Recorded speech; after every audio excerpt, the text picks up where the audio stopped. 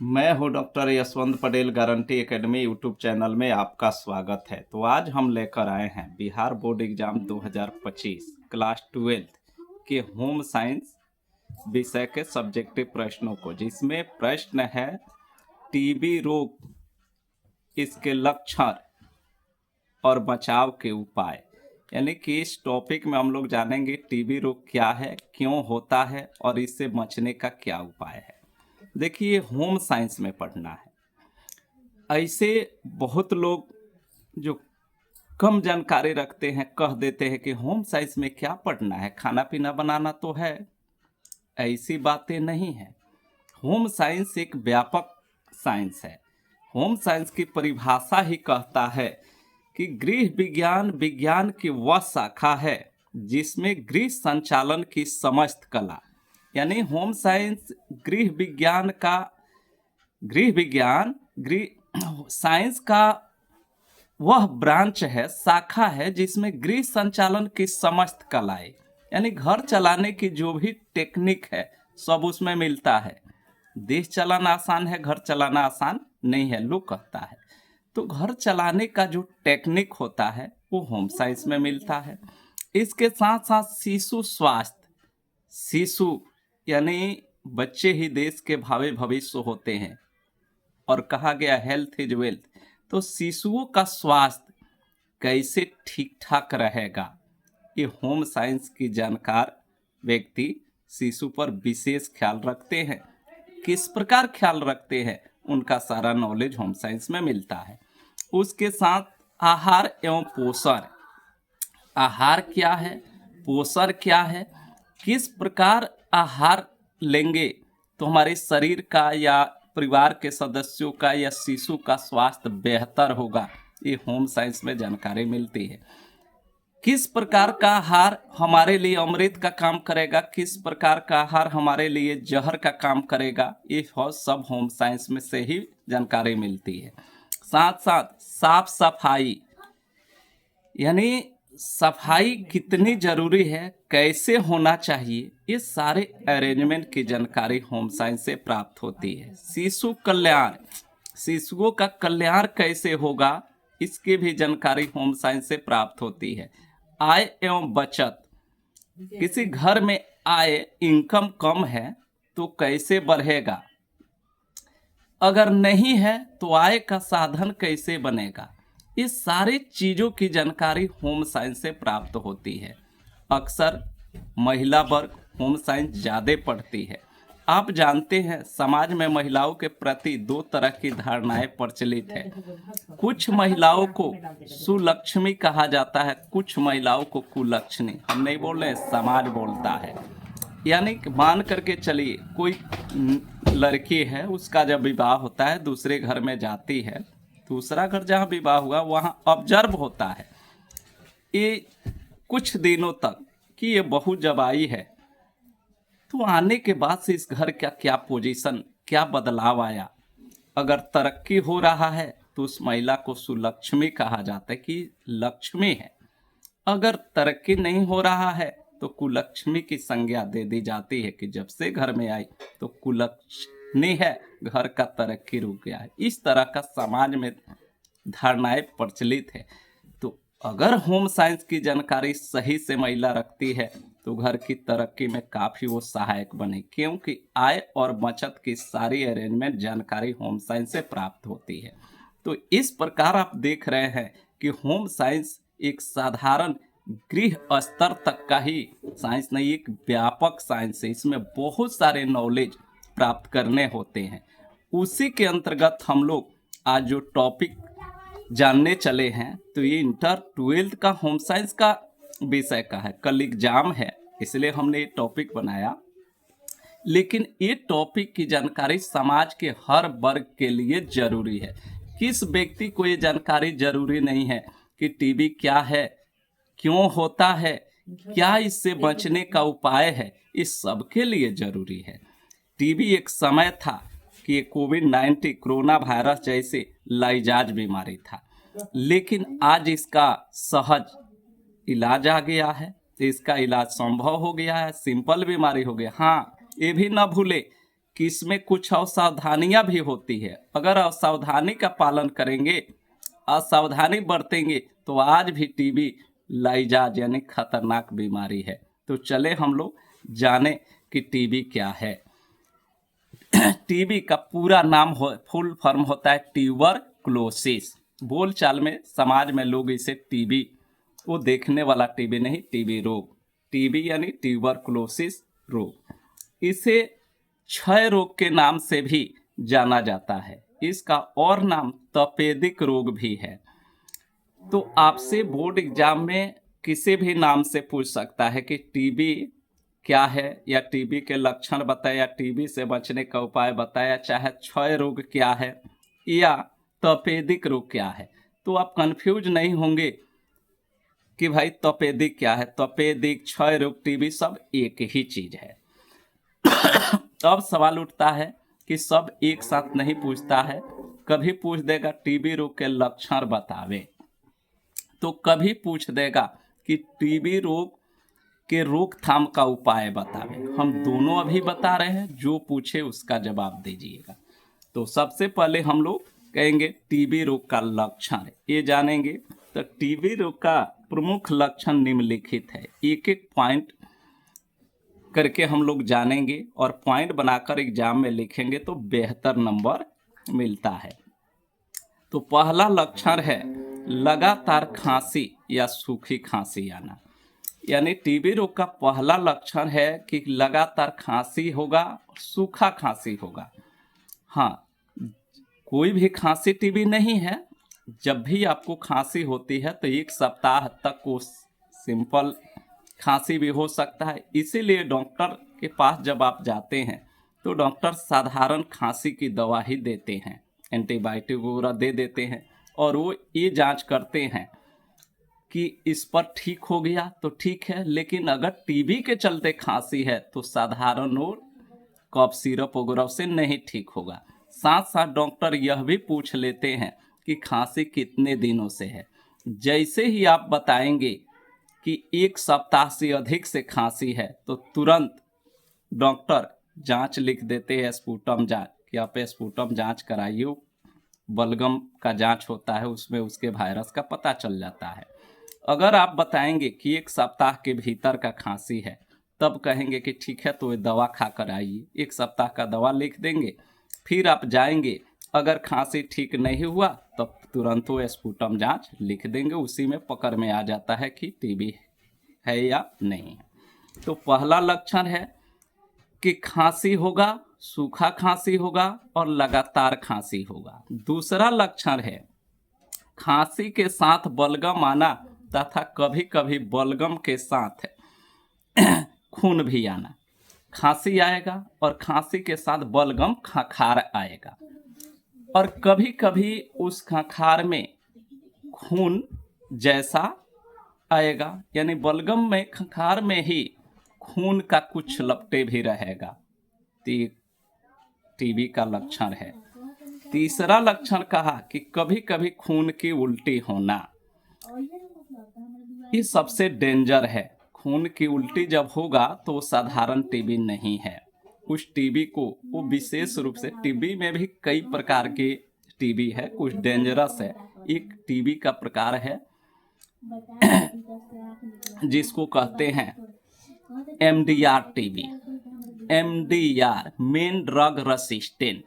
MDR में होता क्या है कि टीबी का जो दवा है उस व्यक्ति पर फेल कर गया है। मेन ड्रग रेसिस्टेंट यानी वो टीबी का दवा रेसिस्ट कर गया है, फेल कर गया है, उस व्यक्ति पर वो दवा काम नहीं कर रहा है। तो आप बताइए, यदि दवा ही शरीर में काम न करे तो फिर कैसे ठीक होगा। तो सबसे टीबी का वो खतरनाक रूप है।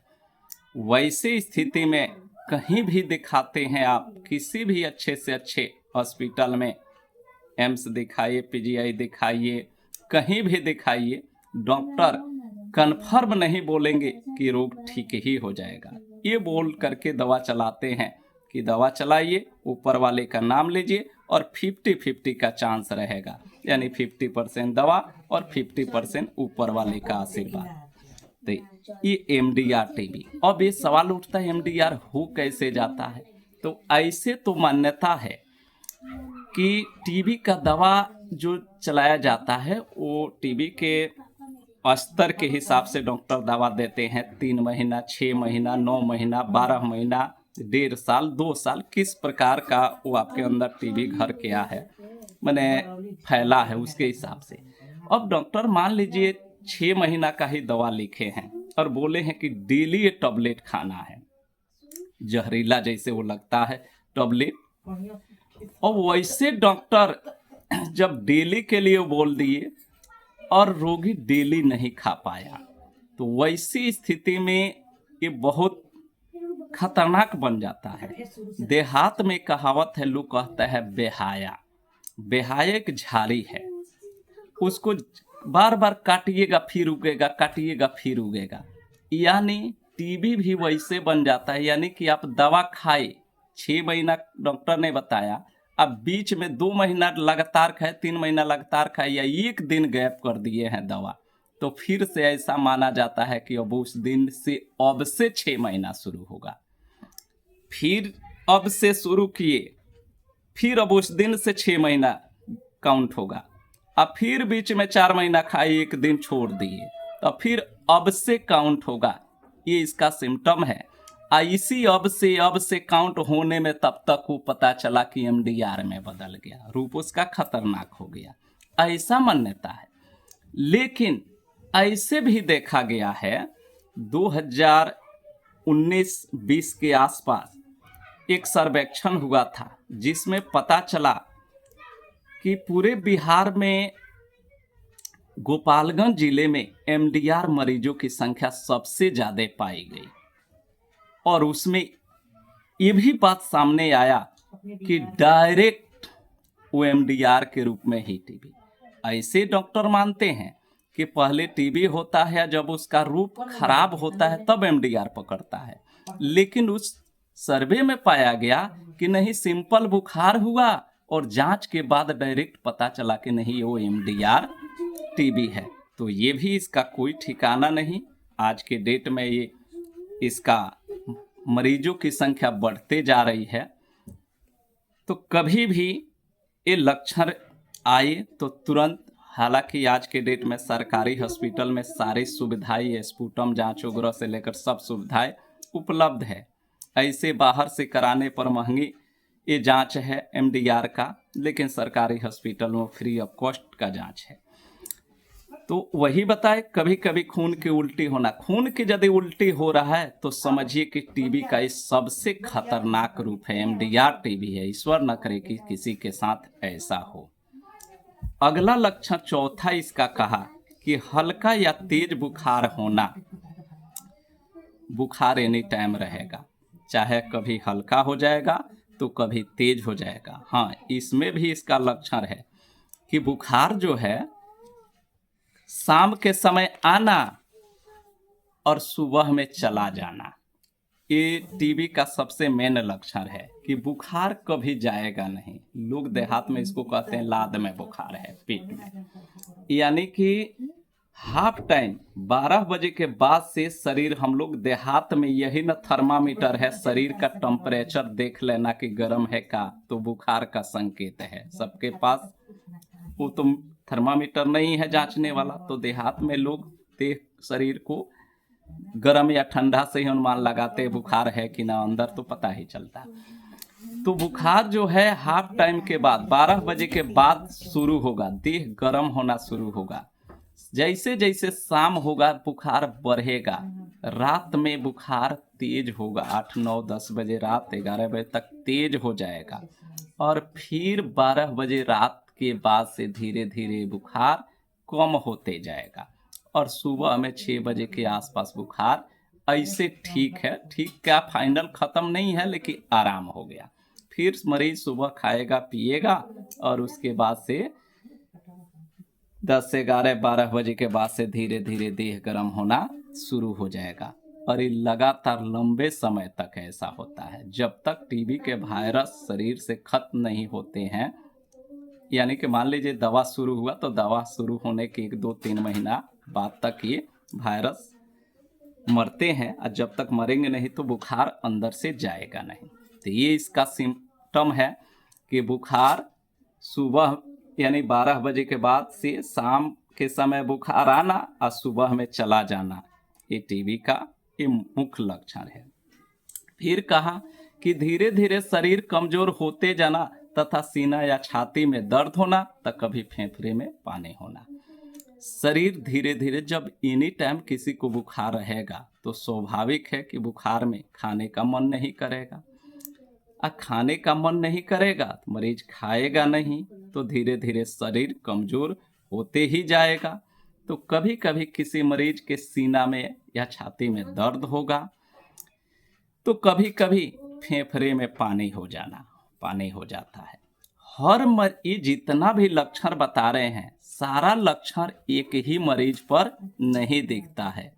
किसी मरीज पर कोई लक्षण तो किसी मरीज पर कोई लक्षण, लेकिन ये सारा लक्षण टीबी का है।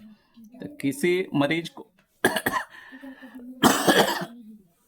फीवर नहीं दिखेगा, लेकिन उसके फेफड़ा में पानी हो जाएगा। तो फेफड़ा में पानी का मतलब कि टीबी हो गया, चेस्ट टीबी। फिर कहा कि खांसी के साथ सड़े हुए मांस के जैसा मुंह से बदबू आना। जब खांसी होगा ना तो उस मरीज के मुंह से दुर्गंध आएगा, और एकदम सड़ा हुआ मांस के जैसा दुर्गंध आएगा, बदबू देगा। तो ये टीबी का ये मुख्य लक्षण है।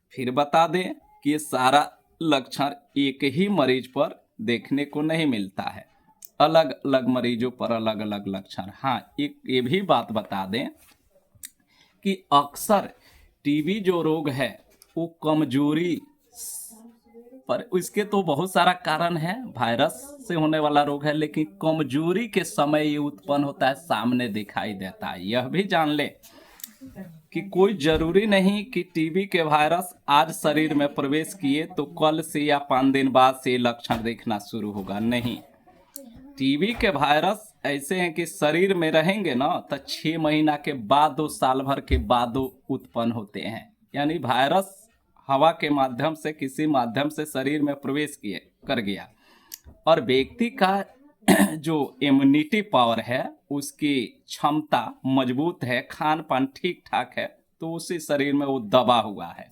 लेकिन जैसे वो व्यक्ति बीमार हुआ, चाहे कमजोर हुआ, तो कमजोरी के समय ये रोग उत्पन्न होगा। तो ऐसा न जाने कि हम एकदम फिट है तो कोई दिक्कत नहीं। इसके जो वायरस है शरीर में अंदर रहते, ऐसा भी कई रोगियों के साथ देखा गया है कि उसको कोई दिक्कत नहीं थी, लेकिन अचानक कमजोरी के बाद पता चला कि टीबी साबित हो गया। नहीं, टीबी अचानक नहीं आया, वो पहले से उसके वायरस थे, लेकिन बाद में जब कमजोरी उसको हुआ, फीलिंग हुआ, तब वो जांच में सामने आया। तो इतने सारे लक्षण है टीबी के। अब आइए इससे बचाव का तरीका कि किस प्रकार हम ऐसे खतरनाक रोगों से बच सकते हैं। तो सबसे पहले, अब इसको भी हम लोग पॉइंट वाइज जानेंगे एक एक करके। तो पहला पॉइंट कहा कि यह वायरस से होने वाला रोग है, ये वायरस से, इसलिए ऐसे रोगी को अन्य स्वच्छ व्यक्तियों से दूर रखें तथा अन्य स्वच्छ व्यक्ति मुंह पर रुमाल या मास्क लगाकर ऐसे व्यक्तियों के पास जाए। ये वायरस से हवा के माध्यम से फैलने वाला रोग है, तो जो भी रोगी हो उस रोगी के मुंह पर भी मास्क लगाकर बांधकर उस रोगी को रहना चाहिए। उस रोगी के संपर्क में भी जो व्यक्ति स्वस्थ व्यक्ति जा रहे हैं, उन व्यक्तियों को भी अपने मुंह पर मास्क, रुमाल कुछ भी रख करके जाना चाहिए। हाँ, उसके साथ कुछ माने अपमानित व्यवहार न होना चाहिए, उसको ये न लगे कि हमारे साथ, उसको समझा करके कोई बात नहीं है, ये सिंपल रोग है, ठीक हो जाए। रोगी को हौसला देते रहे, लेकिन उसके साथ बीच बचाव भी करते रहिए। नहीं कि उसके सामने बिना मास्क का और बातचीत करेंगे तो उसका वायरस आप में आ सकते हैं।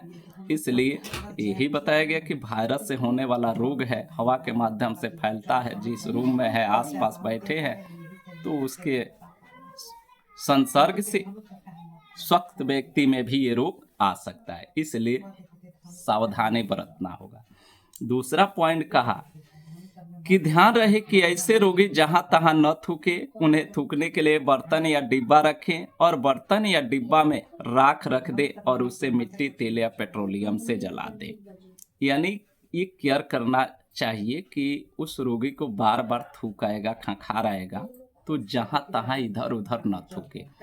जो उसका रोगी का जो बेड है उसके पास एक बर्तन हो, बर्तन में राख रख दे और बतावे कि उसी राख वाले बर्तन में रोगी अब बार बार जब थूकेगा तो पेट छोड़कर बार बार बाहर नहीं न जाएगा, तो वहां पर ही उस राख में थूकेगा। और सुबह शाम दिन में एक बार राख को, दो तरीका बताया जाता है, या तो राख को गड्ढा खोद करके उसमें दबा दे मिट्टी से ताकि उसके वायरस न फैले, आसपास के लोगों को रोगी न बनावे, और नहीं तो उस जगह पर उस राख को फेंक करके कहीं साइड में और उस पर पेट्रोलियम डाल दे, मिट्टी तेल डाल दे या कुछ भी आग रख दे ताकि वो वायरस फैल ना सके। तो रोगी जहां तहां न थूके, और यदि थूकना है तो उसका राख वाला बर्तन रखे, उस राख वाले बर्तन को या तो मिट्टी में गाड़ दे और नहीं तो मिट्टी तेल पेट्रोलियम से जला दे। ये सुरक्षा के लिए बताया गया। तीसरा कहा ऐसे रोगी को भरपूर आराम दे। ऐसा जो रोगी है लोग इसमें आराम चाहिए, बिल्कुल बेड रेस्ट की जरूरत होती है कुछ दिनों तक, जब तक दवा सूट नहीं किया। इसलिए कमजोरी से ये विशेष सामने दिखता है। कमजोर व्यक्ति विशेष मेहनत करेगा, काम करेगा तो ये रोग जल्दी ठीक नहीं होगा, इसलिए ऐसे रोगी को आराम मिलना चाहिए। चौथा पॉइंट कहा कि ऐसे रोगी को भरपूर आहार दें। इसको राजरोग भी कहा गया है। इस रोग को राजरोग इसलिए कहा गया है कि इसमें जितना क्षमता है उतना अच्छा चीज खाइए। यानी कि जितनी क्षमता, यानी कमजोरी से ही उत्पन्न हुआ, जितना ही अच्छे पौष्टिक आहार लेंगे, ऐसे अलग अलग डॉक्टर के द्वारा अलग अलग चीज बताया जाता है। मेडिसिन तो चलता ही, साथ में हिफाजत सबसे जरूरी होता है। मेडिसिन एक तरफ और हिफाजत एक तरफ। 50% मेडिसिन काम करता है, 50% आपका हिफाजत। दवा रोगी खाते रह जाएगा और उसका शरीर का पौष्टिक आहार मेंटेनेंस नहीं अगर हुआ तो दवा का कोर्स पूरा लेके रोग ठीक नहीं होगा। और खाली पौष्टिक आहार और हिफाजतें होते रहे या दवा न लेगा रोगी तब भी ठीक नहीं होगा। तो दवा के साथ साथ उसका पौष्टिक आहार और हिफाजत भी जरूरी है। बकरी का कलेजा वगैरह, ये सब, बकरा जो है इसका गोरी वगैरह जो है इसमें विशेष रूप से दिया जाता है। चिकन मटन वो है।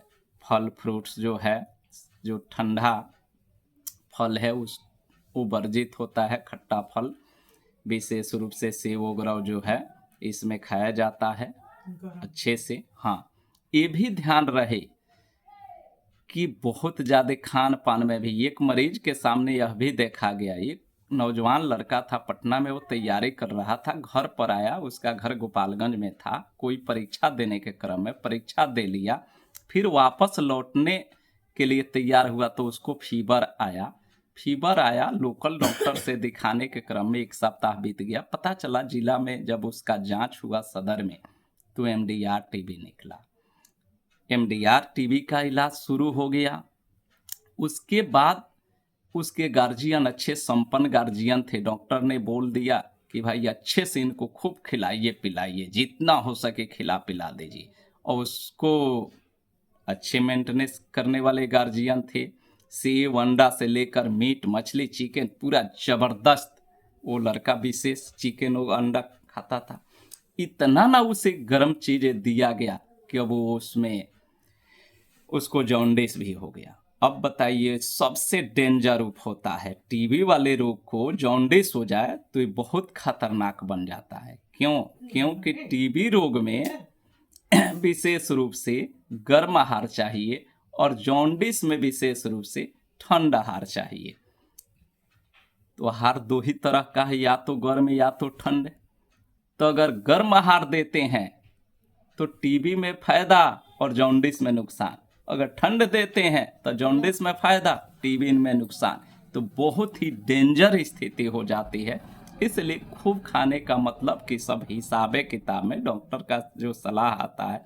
अब अंडा का मतलब क्या कि 20 गो अंडा कोई मरीज खाना चाहे तो 20 गो दे देंगे? नहीं, वो हिसाब किताब डेली दें, उसके डोज में दें।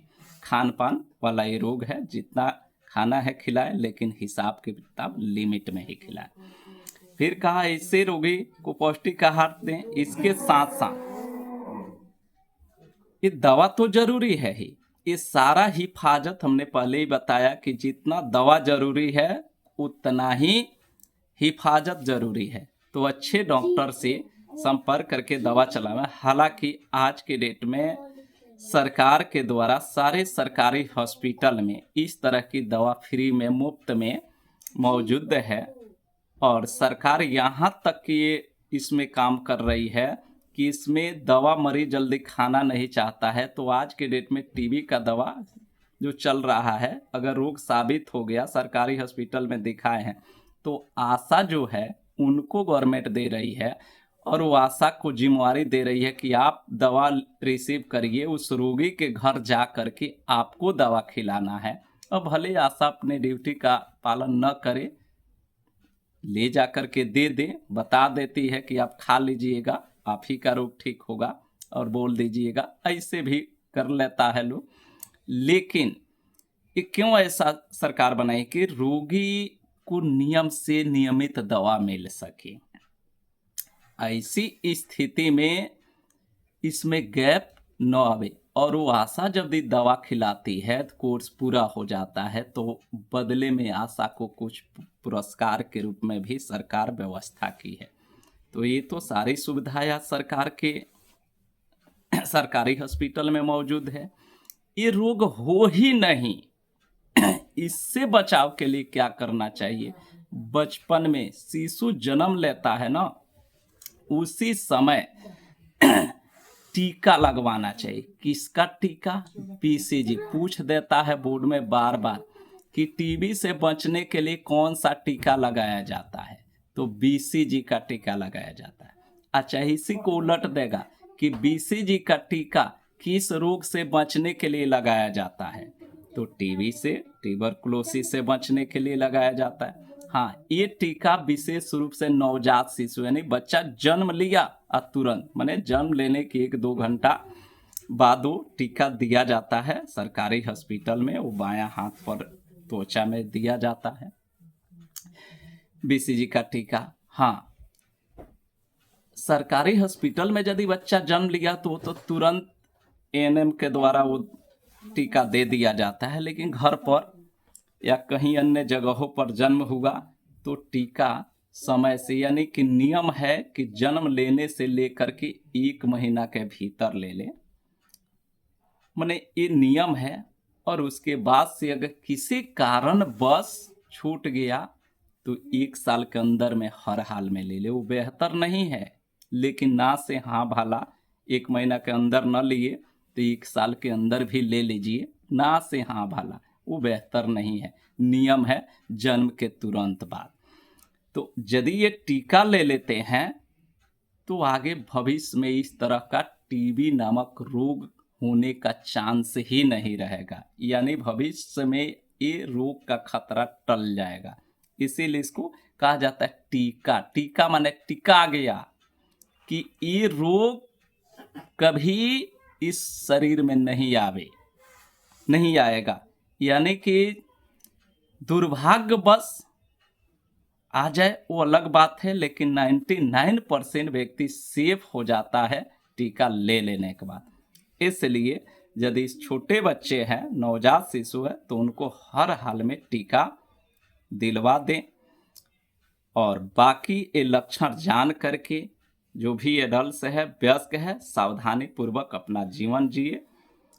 यदि वीडियो अच्छा लगे तो चैनल को लाइक, शेयर और सब्सक्राइब करना न भूलें। आज के लिए इतना ही।